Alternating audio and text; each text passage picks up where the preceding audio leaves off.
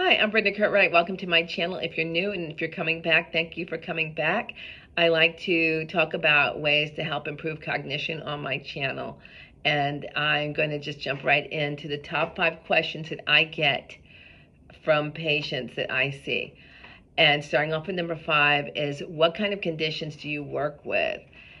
And I work with a broad array of conditions, but probably the most common would include mild cognitive impairment, aphasia, dementia, multiple sclerosis, Parkinson's, concussions, brain tumors, cancer, and also COVID-19, long COVID. Question number 4 would be, how long does therapy last? So it typically lasts from 3 to 6 months. So typically I will do a therapy plan to see a person for 7 weeks, twice a week.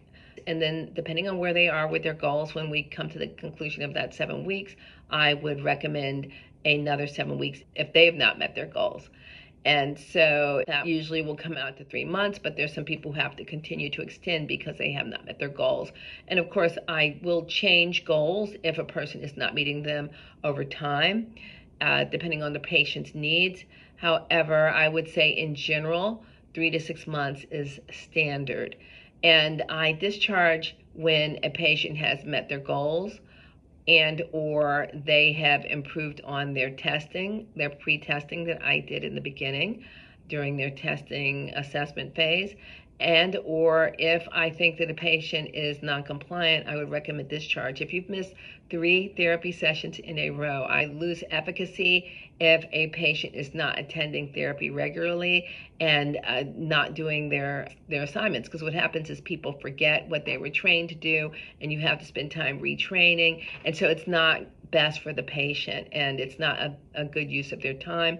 So what I do is I recommend that they take their time to do whatever they need to do, and we restart when they're available. Or if a patient doesn't feel for whatever that therapy is helpful, then it is a possibility that I might recommend discharge for that patient. Again, that's rare, but it can happen. Question number 3 is, what do I do in therapy? What does therapy look like? And so a typical patient that I would see who has a memory impairment, let's say they have a mild cognitive impairment, and they have a memory impairment and they have a word finding difficulty as well. So what I would do is I typically will spend a few minutes reviewing their home assignment that I've given them, and then I will train in a skill or retrain a strategy that they've learned, and then I will have them apply that in an exercise, such as maybe remembering a word list or being able to remember instructions that they heard, and see how well they can follow 3 or 4 step instructions. That would address memory.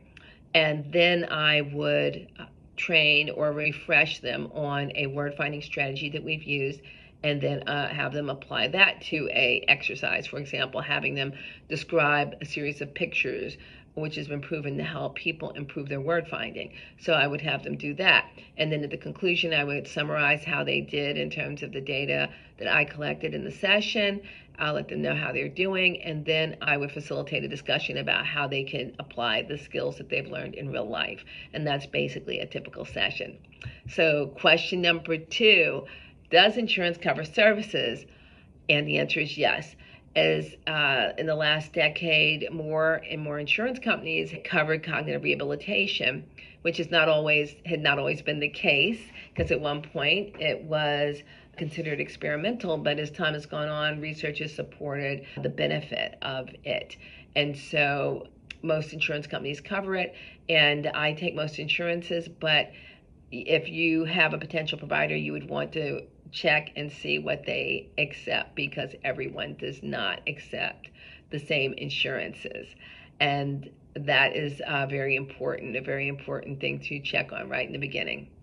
And question number 1, will this therapy make me like I was? I get that question.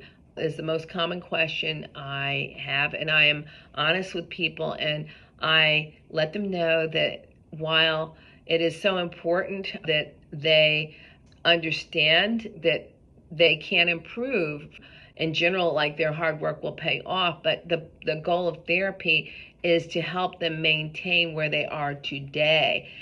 So therapy is more about sustaining than it is about improving from where you are and going back to where you were.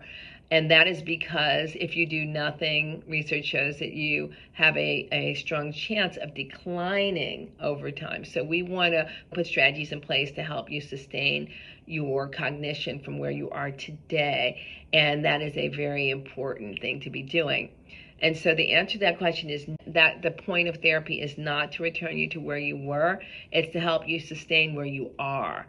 In addition to that, there are other variables that are involved that I cannot see at the time of usually assessment when this question is being asked, such as your medical history. Is it offsetting like progress that we could be making in therapy? If you have a cardiovascular problem, like a heart problem, is that affecting your ability to have blood flowing to the brain and giving you the maximum of potential to improve and get those neural connections going from therapy? So that's an unknown, but I will learn that as I go. But that's something to be determined. If there are ongoing medical issues, I have to see how those are being addressed. Are they being treated? That type of thing. Depression can have an effect on your ability to make progress in therapy.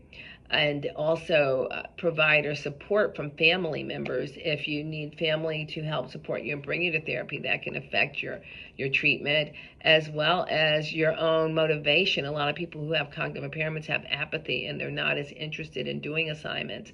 And so sometimes we run into a patient who won't do the work. And that is something that can impact outcomes. So when a patient asks me the question in the beginning, will this make me how I was? It's an opportunity for education to inform people about how many factors are involved in this. And so those are the most common questions that I receive. I hope this information answers maybe some questions that you might have had in your mind, or just provides insight into something if you didn't even know anything about the process. And I thank you for coming. If you found this helpful, please like this channel. Please subscribe to this channel and share it with someone who you think may benefit. And ring the bell, which allows you to be informed when I do drop a video. This is National Speech, Language, and Hearing Month.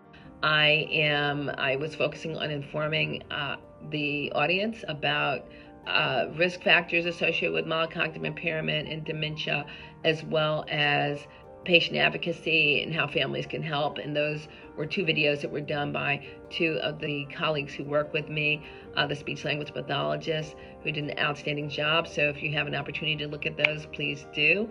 I want to thank you for coming today. Until next time, take good care.